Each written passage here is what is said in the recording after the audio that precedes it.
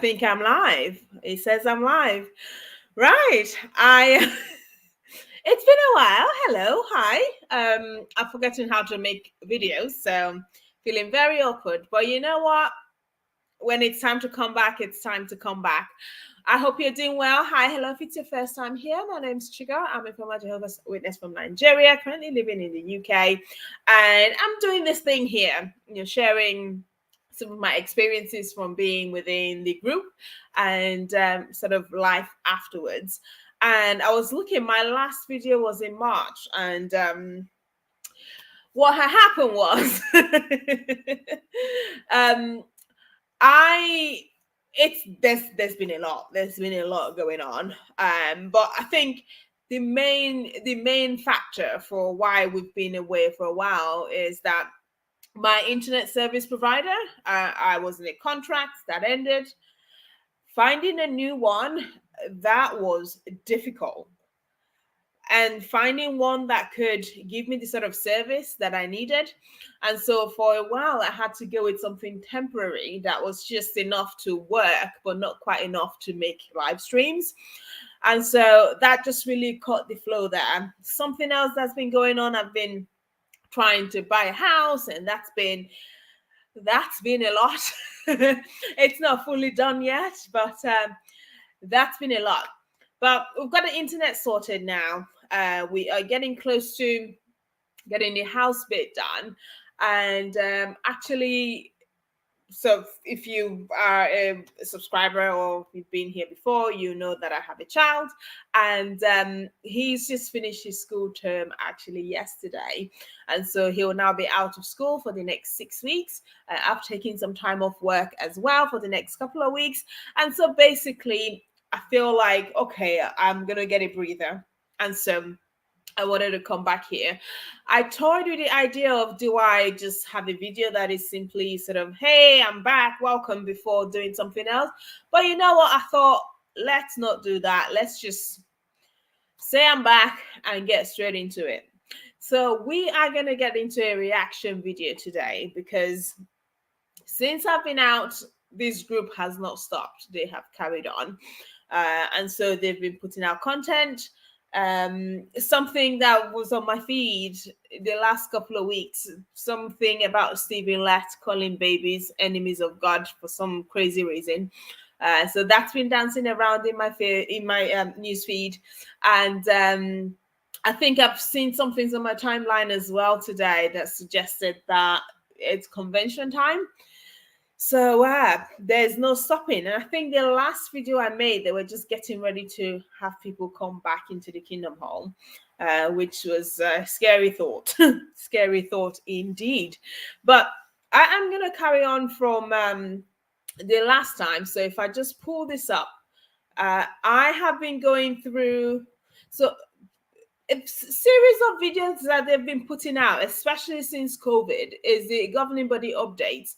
And I think the last one I did was update number 2. So I am going into update number 3. Has that been showing as I've been working through? I hope it has. So we are looking at number 3. I haven't watched this. I haven't seen this. And again, just because it's been a long time, someone might be new here. The reason I focus on the governing body is I feel the leadership is who is to blame for the cultishness of all of this. I don't have an issue with rank and file members. I mean, on sort of a general note. Now, if individual people are crappy, then yes, I might have an issue with them. But on the whole, I don't have an issue with the everyday witness. Is the leadership, which is why these governing body updates are perfect, because it really focuses on who my criticism is targeted at. So just wanted to get that out of the way, say that, and let's watch this together. Like I said, this is Geoffrey Jackson. I have no idea what he's going to say, so we're going to see it together. I hope the sound is not terrible, but let's jump in. Brothers and sisters, welcome to this update. No doubt we're all still thinking about the memorial of Christ's death and the great love that Jehovah and Jesus have shown. And it was so good that many of us were able to be together in person for this most important occasion of the year. Were you excited when you heard that we Not would really. resume in-person meetings worldwide on April I've 1st? just been saying how awful that The was. governing body really felt Jehovah's direction when making that decision, and we were excited to share it. Less than 2 hours after our meeting, the breaking news was posted. Likely, you can identify with the feelings of our brothers and sisters in the following video.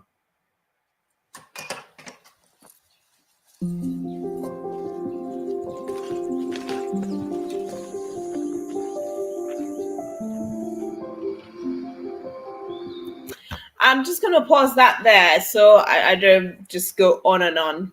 Do you know what? I was having this conversation with someone yesterday. I'd met someone up for coffee, and we're just going through how religion almost in this day and age, and I think we're starting to get better, but we're not quite there yet. When it comes to community, when it comes to a ready-made group of friends that you have a common belief that is very strong and means something, they're quite good at that. And so you have this thing where, especially when you're dealing with a group that is as insular as this, that people really do, what's the word I'm trying to find? Not quite dependent on each other, but it's like a very tight-knit situation. And now you and I know, and when I say you and I, if you're someone that has grown up in this group or has been a witness for any length of time, you will know that the minute you don't believe anymore, you get cast out. So, the tight-knitness of it, it's not unconditional. However, when you're in, it can feel very close. So I might understand where some people might be coming from of wanting to get back into that sort of community again, especially if you're a social person, if you're someone that really thrives of being around other people, and you have been isolated for about 2 years and you can go back. Yeah, I can see how you might like that. I am going to venture to say that's probably not most people. I don't know many people who just enjoy getting hours and hours out of their day to go hear things that is nothing new, is nothing fresh. They're hearing the same thing over and over again. I don't know many people who will be jumping for joy at that. But let's carry on.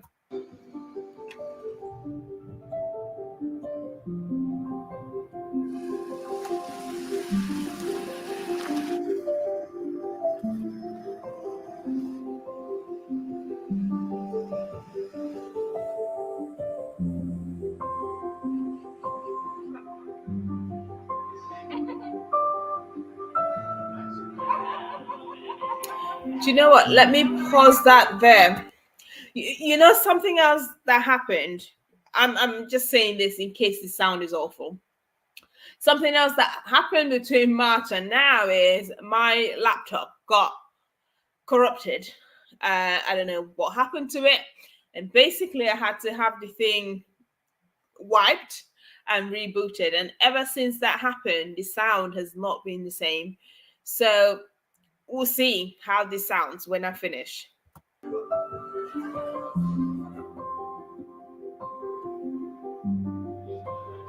Now going back to the Kingdom Hall, it's wonderful seeing the brothers and sisters, hugging them. It's emotional.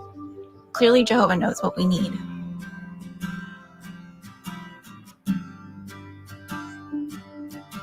I could speed the whole thing up like this.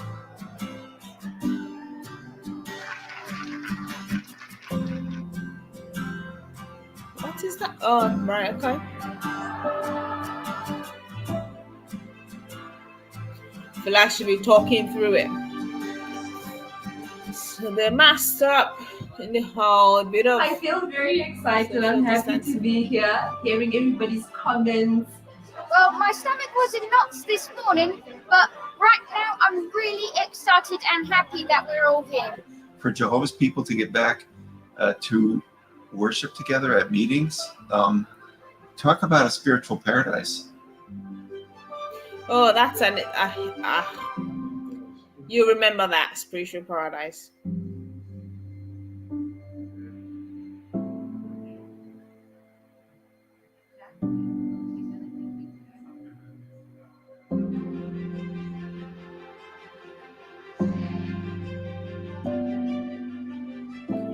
Okay. I wish I could speed this up, but I can't. How's everybody been?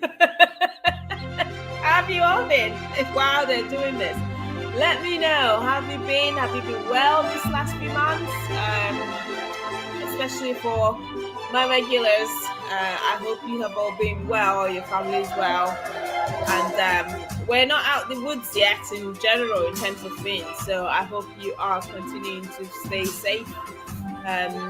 I think it's just this afternoon that it's been said that the WHO has declared monkeypox a global health emergency. So yes, stay safe, everyone. It's all going on. Okay, on that note, Geoffrey's back. Seeing one another face to face, or more accurately, mask to mask, after so long was wonderful. Singing together, praying together, meeting new ones in person, all of this is so refreshing. One 7-year-old girl said, "I have never been more patient in my life than waiting to go back to the Kingdom Hall for 2 years." Wow, that is Our sad. return to the Kingdom Hall has been possible because, in many ways, we're in another phase of the pandemic.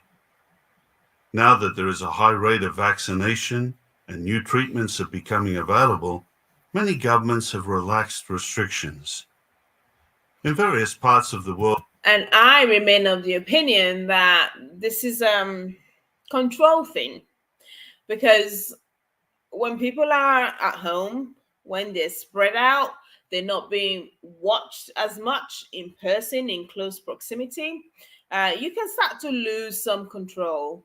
And so the sooner they could get people in, they've gotten them back in. Now, I have said this before and I will continue to say they could have gone way off with their response to the whole thing. And in general, they have followed the science. In general, they have encouraged people to do the right thing. So I will give them that. But that's just my take. When you are a group that thrives and relies on controlling, the sooner you can get them back in, the better. That's my thought. But let's keep going. life is somewhat returning to normal. What does it mean? We're all learning to live with COVID-19 while still taking reasonable precautions. In time, we look forward to being able to resume additional theocratic activities. Now, for the rest of our update, we're going to talk about the situation in Ukraine and Russia. All right, let's hear your take on How it. are our brothers and sisters in those countries doing? How can we cope with any anxiety we may feel about the situation? I'm sure we've all appreciated the timely updates on jw.org. Our brothers and sisters in Eastern Europe have had a wonderful share in the ministry despite war and the pandemic. We are deeply touched by their godly devotion. The branch office in Ukraine is functioning and actively assisting tens of thousands of refugees. The branch reports that as of Monday... Now, let's see if it covers this. Are those refugees just fellow witnesses, or is it open to everybody? That's what I would like to know. So I hope it covers it, telling us that no, the doors have been thrown wide open, regardless of if you're a member or not, you're welcome, without an agenda, without ulterior motives, without trying to convert them, just for sheer, we're in a difficult situation and we're just open to helping people, whoever they may be, that need help. Won't that be amazing? But let's see. April 18, over 42,000 of our brothers and sisters in Ukraine have been displaced. Close to 19,000 have chosen to flee to other countries. We are deeply saddened to report that 32 brothers and sisters have died. How should we view this situation? Stop that there. You see, that line of questioning, that's one of the things they do. What do you mean, how should you view it? What do you mean, how should you? That is being primed for this is how you're going to think about it. This is how you're going to say, what's wrong with looking at the situation and people having their own view? No, it's how should we view it? I.e., if it's not like this, then it's not the correct way. So let's see then. But I hope you picked up on that. How should we view it? Like there's a way you should view it. Otherwise, it's not quite right. This is what they do. Recall Jesus' words when he described the sign of his presence, as recorded at Matthew 24:6. Oh, He said, end is near then. "You are going to hear of wars and They reports couldn't of wait wars." to jump on this, could they? Some Bible scholars say that this means wars that are nearby and wars that are in distant places. One translation says, "You are going to hear the noise of battles close by and the news of battles far away." And that's true today. Some of us are hearing the sounds of war nearby. Others are hearing of wars in distant lands. These I've news not heard that reports often interpretation involve before. graphic pictures of bloodshed. At times, it seems like we're right there in the middle of the battle. Additionally, we see and hear reports of how our brothers are affected. How do you feel? Overwhelmed? Shocked? Angry? Traumatized? We feel the pain of our brothers and sisters. At times, we may even ask, why does Jehovah allow this?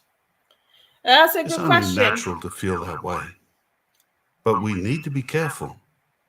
What did Jesus say? We've got to be careful The about rest asking of questions. Matthew 24:6 says, "See that you are not alarmed, for these things must take place, but the end is not yet." Do not be alarmed. Or as another translation says, take care not to be scared out of your wits. And another says, be sure that you don't get upset. What will help us not to be alarmed? Here are 4 points. I'm sorry, but how can you see what was happening and not be upset? This is the Bible. Well, that is a whole other story. That is a whole other story. That is a book that at some point I'm going to have to dissect. I have had one of my more popular videos looking at specific Bible stories that were awful to me, even as a witness. They sounded awful, so I've done that. But in general, the book as a whole, there's some really problematic stuff in there. I was actually just listening to something today, and it's funny how things come at you differently, how you see things differently when you're not reading it with the blinders on, when you're not reading it already with the preconceived notion that these are the words of God, and whatever it says, it's right. It's completely different what you notice when you read it without that lens. And so what I was listening to today, just sort of going through, I think it's the book of Numbers, with the Israelites and how they've been in the desert for some time now, and they started to say they wanted meat. And apparently God was so upset by this, furious at this. First there was a plague or a fire, one of them, and then he turns around and says, actually, do you know what? Since you asked for me, I'm going to give you meat. I'm going to give you so much meat. Meat's going to be coming out of your nostrils. Like, who does that? What kind of parent does that? Like, it's not an unreasonable request. You know, Like eating, if this story is true, by the way, you know, if you have been here any length of time, I don't believe any of it. But if that was actually true and you've been eating the same thing day in, day out, breakfast, lunch, dinner, every single day for a length of time, and you fancy something different and you ask, and that's punishable by death? Seriously? And that's the good parent that we should all be like? I, as an imperfect, you know, very, very flawed, mistake making person that I am, I wouldn't do that to my child. Absolutely insane, but I'm getting distracted. My point being, the book is problematic, and especially so when it's in such a way where anybody can pick up portions of it and take it to mean whatever they want. So Geoffrey Jackson is saying, you know, thinking back to those images that we saw coming out of Ukraine months ago, don't be upset. Be careful now. Don't get upset. How are you not going to be upset? Points. The first one, remember why Jehovah permits our brothers to be affected by war. Think of Job's example. That's a Job stupid 1 story. verse. I'm sorry to put. I don't know. Hey, this is the point. It's a reaction video, so I'm not sorry. But yes, stupid story. Very stupid. So it's a show off. Got that story. Apparently, the devil says Job is only faithful to you because of all this stuff you give him. If he doesn't have them anymore, he's not going to be faithful. And guess like, I dare you, I double dare you, he's going to be faithful. And so go do your worst. That is stupid. Absolutely stupid. Lives are lost in the process. Of the servants, that's a whole other story. Of his children, of poor animals who had nothing to do. If that story is true, it's absolutely ridiculous and stupid. And now Geoffrey Jackson is going to try and use that as an example for why. Is this a 32 as at that point of the witnesses died? So is this some sort of perpetual bet that's going on? Are we pawn in some sort of game? A game that we're meant to believe that it has the power to end at any time, but he allows it to continue. Why? Why? Okay, you could argue that, you know, he's not the one doing it, it's Putin. Okay. So it's that thing where I say, right, it's the whole argument about free will, people having the free will. But even the law of imperfect human laws even acknowledges that your right to do whatever you want ends when it starts to hurt someone else. That's where it stops. You know, yes, he's free to do whatever he wants to do, but what about the right of the people on the other side?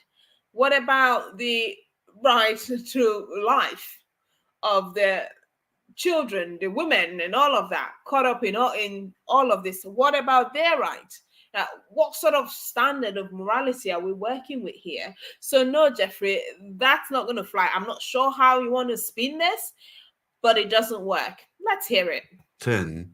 Satan complained to Jehovah, have you not put up a protective hedge around him and his house and everything he has? Satan claimed that Job, and by extension all humans, serve Jehovah only. How did you make that extension? Tell me. Sorry, I'm just like, how did you extrapolate that? Or are you just making stuff up? Only for selfish reasons. Jehovah allowed Job to lose everything, and yet Job kept his integrity and proved Satan a liar. The same is true today. Is it? Some of our dear brothers and sisters have lost everything. Their homes, their possessions, their jobs, and even their loved ones, as they have fled the conflict. But as our brothers and sisters remain loyal to Jehovah despite war and other hardships, they give a loud reply to Satan's taunts about Jehovah's sovereignty. We can stuff his sovereignty. Second, we need to be realistic in our expectations. Oh, Recall that in the first century, Stephen and James were executed. Jesus' disciples fled Jerusalem and lost their possessions. These types of things have already happened since 1914. Some of us have been born. or maybe the explanation is that's life. That's just what humans do because that's what we do.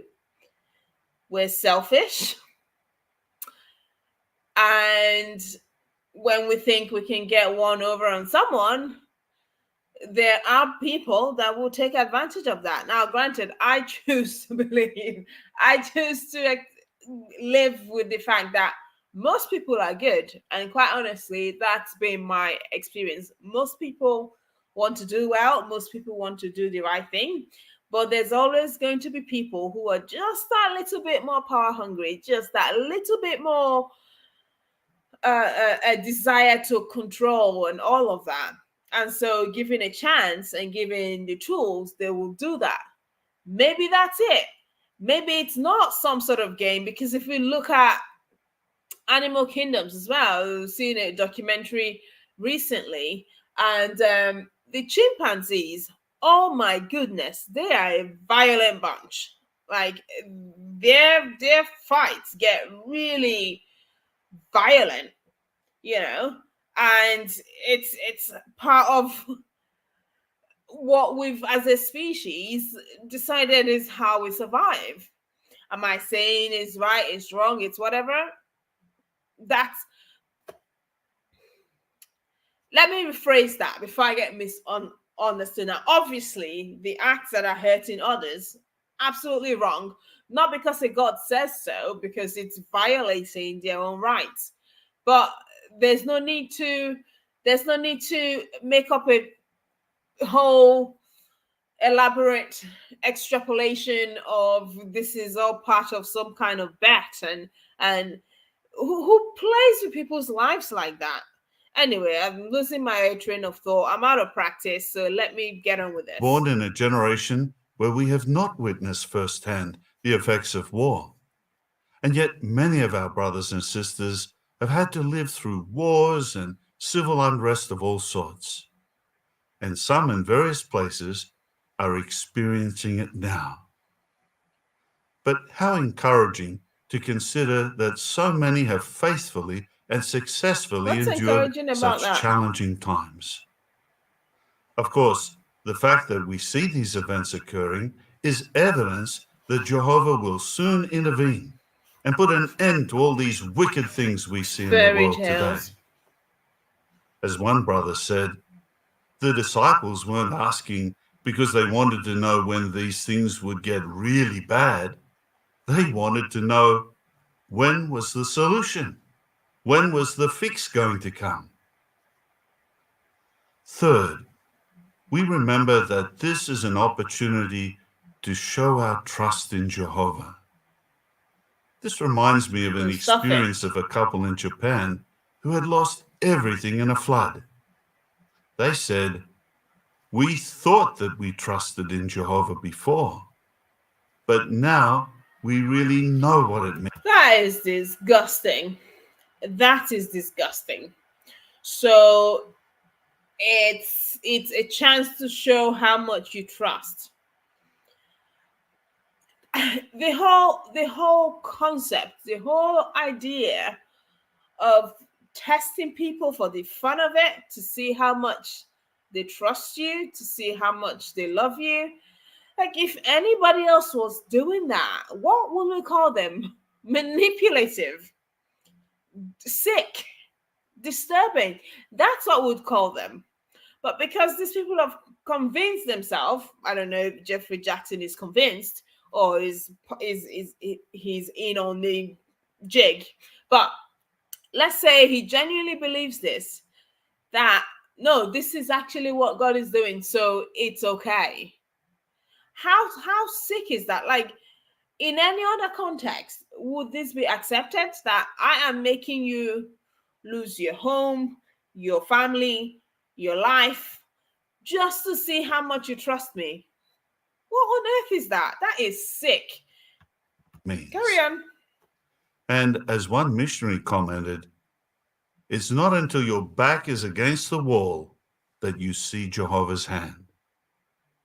So we keep in mind the words recorded at Isaiah 30 and verse 15.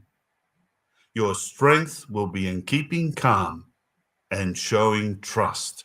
These Yes, verses they we pluck remain from, calm and pluck show from our trust in anywhere Jehovah. to We make it have fit the story. absolute confidence that he knows our brothers' needs and will care for them. As our 2022 year So text, what about the ones that died then? Was that their need? Was it their need to die? You're absolutely confident that he knows their need and he'll care for them. So they needed to die, yeah? Explain that. Nonsense. Psalm 34:10 reminds us, those seeking Jehovah will lack nothing good. Yeah, except their life. Perhaps we could illustrate this with a caregiving situation. When we are caring for a loved one who is suffering, it can be harder than if we were the one suffering. Why is that? Because when we're the ones suffering a problem and we rely on Jehovah, we experience the peace that only He can provide. But for the caregiver observing it, it can be much harder. The caregiver's imagination can run wild with all the problems and worries and what ifs. Do we see the point? No. When it comes to our brothers and sisters who are affected by the war in Eastern Europe, we're much like a caregiver. Wait. We're concerned about them. Wait a minute. That just landed. So is he saying that the people who had their homes, family members, everything they know and care about destroyed may have peace? Like they might be in a better situation than the people who are observed. Is that where he's trying to land? Is that where this is going? Is that what he's saying? Jeffrey. I know these days you have your every need catered to. You're waited on hand and foot. You have millions of people hanging on your every word. You don't know what it's like to lack anything these days. I don't want to speak to whatever your childhood was. I have no idea. But you've been in this job for some time now, so you've had a lot of years of all your needs being met, and you may not remember what it's like to be in a situation where you're really scraping by. So yeah, that privilege is showing. It's really showing. If you're trying to say that the people who have been through that somehow they might be better off because they prayed and they have peace compared to the people who are worrying. Wow, that did not land at first. So that's what he's saying. Carry on. But that's different than actually being in the situation. Jehovah gives his Holy Spirit according to the actual need. So we're sure that Jehovah is providing just what our brothers and sisters in Eastern Europe need at this time. Just shut it. When we remember this, it can help us to cope with our anxiety. Is that how you sleep at night then? Is this what you're saying to make yourself feel better? That no, I'm sure they're absolutely taken care of. They're absolutely fine. Just so I can feel better. I'm sure Jehovah's got it. You just told me that 32 people died. You told me, is it thousands that were displaced? But I'm sure they're all fine. They're getting exactly what they need. The things I want to say, absolutely disgusting. Carry on. What's the fourth point that can help us? You've made 0 points so far. We must remain neutral. We realize that many news reports may be propaganda that's designed and slandered to motivate listeners to take sides. How do we respond when we hear such reports? we safeguard our hearts and minds, realizing that all human governments will soon be replaced by God's kingdom. That's all right then. We know that no human efforts can bring true peace and security to the earth. And so don't bother. Because it's all a joke anyway. It's all very nihilistic, isn't it? Like, we're all going to die. So, what's the point? I mean, you clearly see the point in staying comfortable. You and your mates clearly see the point of building $1 million studios, even though apparently we're all going to die soon. Ramapo studio for making heavily edited videos. You don't think the end is going to come too soon for that to happen. But yeah, when it comes to actually maybe doing something that has value, that actually benefits your fellow humans, don't worry about it. All human efforts is just rubbish anyway. We're all gonna die, so sit on the sidelines. I'm disgusted. Absolutely disgusted.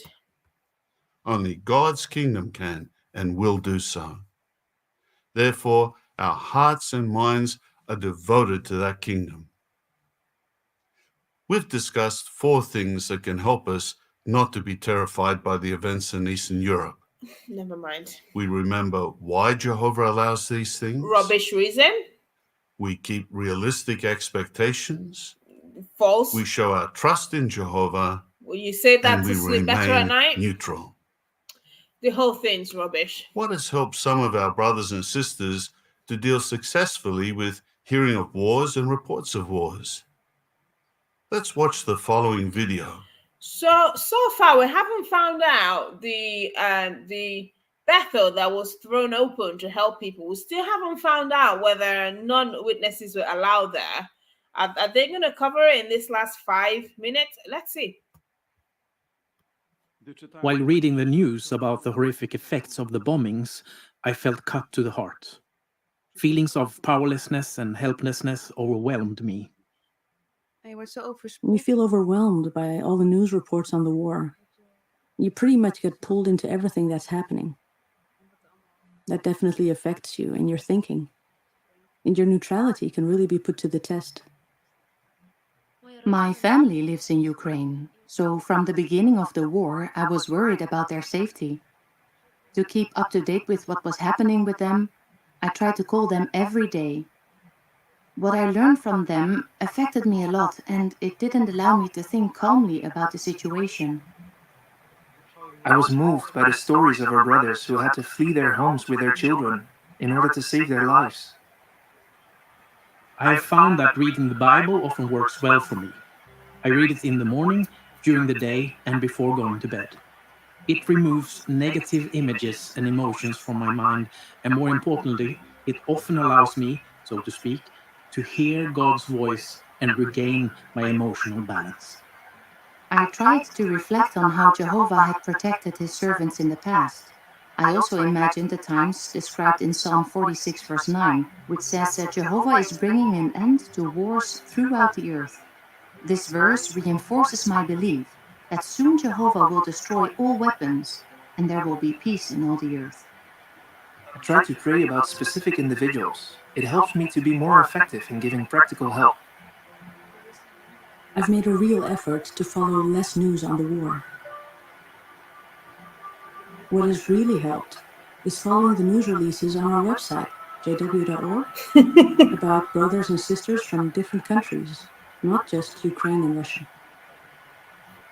I mean, I can get behind, okay, I want to minimize exposure, right, to news that is distressing, that's going to have you absolutely out of your mind, upset. I get that. I can get behind that. I mean, at some point I did that with COVID, where I just couldn't take it anymore. It's one thing to do that and acknowledge that, no, you are doing this for your own sanity, for your own well-being, but to then cross over to Geoffrey Jackson, not just that, but no, that's because I think I've got it worse. have got it worse than the people that actually live in it, because Jehovah's got it, they're fine. And it's worse for me because I'm just observing completely different things. I didn't follow very much what they covered actually in terms of Ukraine. I think the one thing I saw was when they jumped on the bandwagon, reminding everyone that Russia was the king of the north. I think that's as much as I got up to. But yeah, yes, nothing else to say to that. Let's carry on. I'm almost Loyalty done. and loyalty has also helped me to keep my focus. A lot of things convince me that the only solution is God's kingdom. First of all, the stark contrast between Jehovah's people and the people who do not believe in him.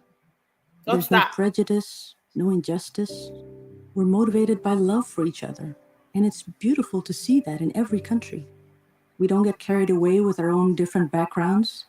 It's beautiful to see that it's possible even now.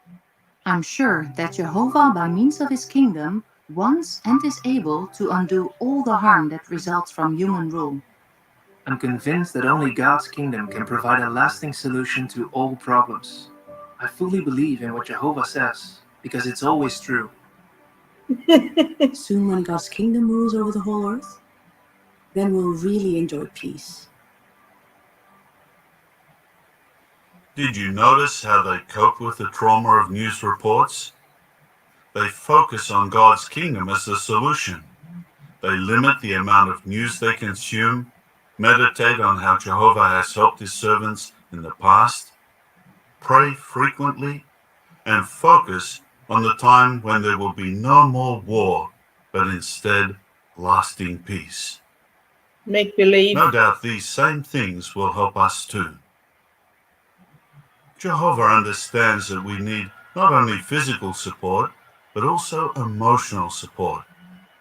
For example, think about the latest Awake magazine entitled A World in Turmoil. This is something that really irks me. When there's a situation going on globally, they jump on it. They have their articles. I mean, okay, it's like a marketing thing. You try and put stuff out that's relevant, but that really grates me. And it grates on me because I know where they're coming from. They're not coming from a genuine place of how can I help? With every single thing, it's all about how to grow their membership, how to bring more people in. That's where everything leads to. So whatever false hope they have to sell, whatever promises they have to make that they have no way of guaranteeing or even knowing, never mind guaranteeing, that is going to happen, everything is fair game. That really irks me because a lot of the times these are people in very vulnerable situations that are looking for something, anything to give them hope. And false hope, I don't think that's it. I don't think that's the right thing to do. So that really irks me. Turmoil, how you can cope. It highlights how you can protect your health, livelihood, relationships, and your hope. And for each of these topics, it includes helpful tips. That is food at the proper time. In the midst of all this turmoil in Eastern Europe, it has been so encouraging to hear of the generosity of our brothers and sisters in nearby lands. Tens of thousands have offered accommodations to those who are displaced. Many are helping with relief efforts, whether it is assisting those who arrive at border crossings. I'm glad you mentioned that because again, excuse me, like I said, the rank and file witnesses, most of the time, they're just decent people who are trying to do the right thing. Is the leadership. So it doesn't surprise me at all that it's the rank and file members that are opening their doors at their own expense, right, to welcome people. Now, I wish that would be to everyone, not just their fellow members, but we've all got to start somewhere. Geoffrey Jackson and his mates that are sitting on millions and millions of dollars that could pretty much be part of the solution and open that out wide to the greater community. They're not going to do that. They're not going to do that. They're not going to offer that kind of help. Yeah, they're saving it for their CSA lawsuits. So that's more than likely what's going to happen. On the other hand, here in the UK, my son's just come in the room and he's leaving now. We have the UK government who offered to provide support so that people can host. And you know what? I might even hazard a guess that even if there wasn't that compensation in place, there might have been people who would have opened their doors anyway, just because there's people who need help. They don't need to believe the same thing. They don't need to be part of the same cult. Now that I would be impressed by. But no, there's no mention of what Geoffrey Jackson and his friends, and by friends I mean the other members of the governing body, have done personally to support this. At relief centers or providing food and other basic items. Because of their proximity to Ukraine, our brothers in Hungary, Moldova, Poland, Romania, Slovakia, and other lands have been very busy in coordinating relief efforts in their branch territories. And many are working hard to help our refugee brothers and sisters to get settled and back on their feet. We continue to keep all you dear brothers and sisters in our prayers. As we've discussed, we do not need to be alarmed by wars and reports of wars. Rather, we have full confidence that Jehovah will continue to care for his precious Tell that sheep. to the families of the 32 people that From you the said world died. headquarters of Jehovah's Witnesses, this is JW Broadcasting. Well, you can go. Honestly.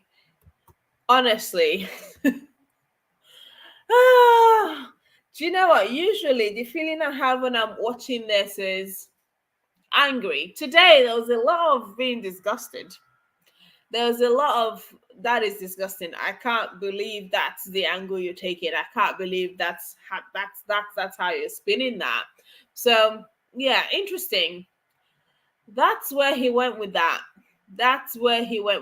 So starting with people being back to the Kingdom Hall and then diving straight into a really heavy, twisted messaging around how people should feel or should view terrible situations. Don't be upset. Everything's fine. There's a reason for this.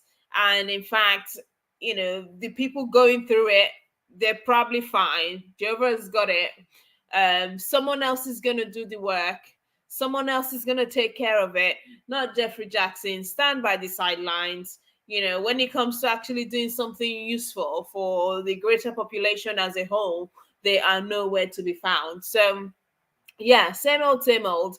This is longer than I wanted it to be. But, that's how it goes. But I'm going to leave it here. If there is a point that I missed, please let me know. Put it in the chat, put it in the comment. I don't know what the sound is like. I hope you could at least hear me well. Perhaps the audio with the video, because like I said, my laptop had to be wiped as well. So there's a lot that's been going on the last few months that I've been away. But between the broadband and the laptop packing up, yeah, that's why I've not been here. So, but I hope you could make out what was being said. And I want to hear your thoughts. And if you like the video, give it a thumbs up. Subscribe if you haven't.